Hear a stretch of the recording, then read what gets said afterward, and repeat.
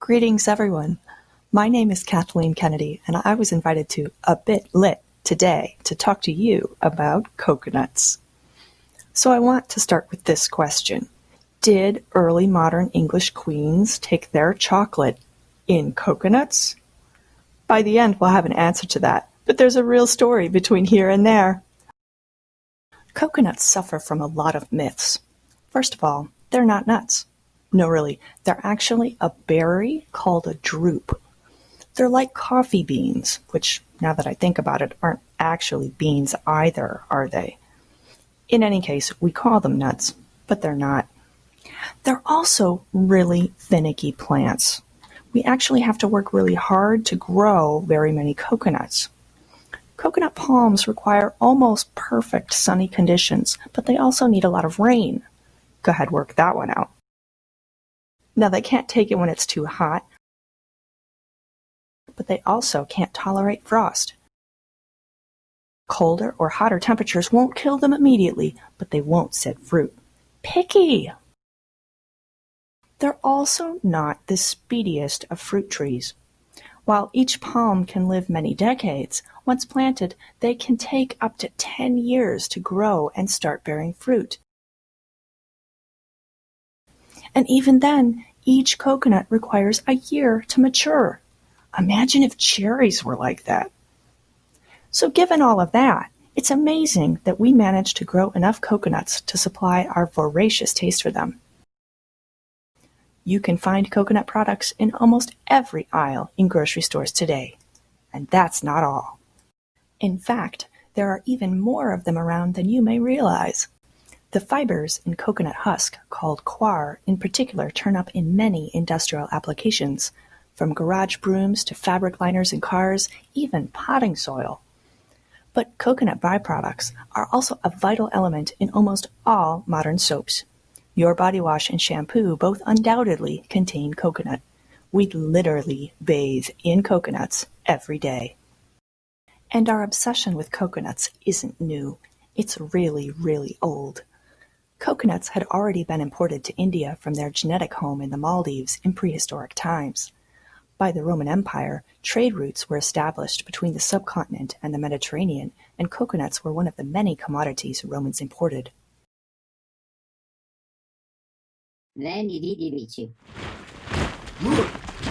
At its height, the Roman Empire stretched from England to the Sahara and from Spain to Iran, more or less. Anyone in that entire expanse could have purchased an Indian coconut. Coconuts continued to be imported across the Indian Ocean and into Europe, essentially straight through to the present day. The Coconut Road. I'm not sorry. The Roman Empire, obviously, eventually fell, and that may have left some places without coconuts, and pepper, some of the time, but evidence shows that the trade persisted. This isn't to say that nothing changed. In 1200, Europeans had been eating coconuts for 1,000 years. Medieval Europe continued to enjoy its coconuts. In fact, Monty Python's King Arthur may have found them, as he claims. But it did something new with them too. Strapping the shells with gold and silver, medieval Europe made coconuts into stemware. This is one of the earliest existing examples, and it dates to about 1250. But European coconut cups aren't just medieval. Europeans kept right on making them, generally unironically, for the next 700 years. Europeans loved coconuts and their coconut cups so much that they took them all over the world with them. In some cases right back to where coconuts had evolved in the first place. The Spanish introduced coconuts to the Caribbean and began growing them there early in the 16th century. They also brought their coconut cups, and this time something changed again. Europeans tended to drink alcohol in their coconut cups, and they continued to do so. The Mexico nobility, however, drank chocolate ceremonially. As colonization progressed, surviving American nobility took note of the invaders' coconut cups, and the Spanish took note of the American noble beverage. The result of this exchange was the coco chocolatero, a coconut cup of European design adapted for drinking chocolate. The Spanish began exporting chocolate back to Europe, and with it, the accessories of chocolate drinking, including these brand new, Americanized, chocolatified coconut cups. But that's not all. The Spanish Empire was global. Chocolate and cocos were not simply crossing the Atlantic, they were also crossing the Pacific. American craftsmen adapted their techniques to Spanish preferences in order to survive colonization, and so did Filipino craftsmen on the other side of the Spanish Empire. Chocolate was shipped globally, and Spanish imperial cocos chocolateros might be made in Spain, the Americas, or the Philippines. While all of these cocos were recognizably Spanish, they all also have their own American or Filipino styles. Colonial coconut cups. Here is a fine Mexican coco with characteristic lion handles and geometric floral carving on the shell. And here is a coco that might be Filipino.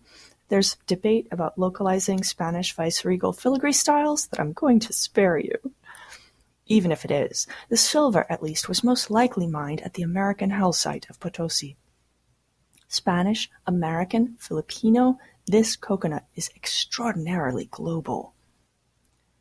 But it feels like we're pretty darned far from early modern English queens. Yeah? Hello, excuse me, I'm right here. We're not. Now, this isn't one of Queen Anne's cocos chocolateros, but we know that she had several, and they were likely made in the colonies. Just before Anne became queen, the London Gazette reported that she had received a sumptuous chocolate set, including coconut cups set in filigree and 400 weight of Spanish chocolate. A cocoa queen! But these were not the first royal English cocos. About 15 years before the gift to Princess Anne, the Queen Mother, and namesake of the state of Maryland, Henrietta Maria, died. Her probate inventory listed a coconut cup with a base of silver filigree together with a filigree salver. The first is clearly a Spanish coconut cup, a coco chocolatero, with its salvia, a matching salver that was part of a Spanish chocolate service. Now, did the Queen Mother actually use her coco? That we cannot know, any more than we can know whether her cup was made in the Americas or the Philippines. Nor can we know whether she brought the set with her from England or acquired it in France, where she died. All we know is that it was among her goods that were selected to be shipped back to England, to be parceled out among the royal palaces. We do not know where her Spanish colonial chocolate set went. Henrietta Maria's Coco Chocolatero demonstrates that the aesthetics of chocolate in England were not limited to porcelain. At least occasionally, the English drank their cocoa from cocos.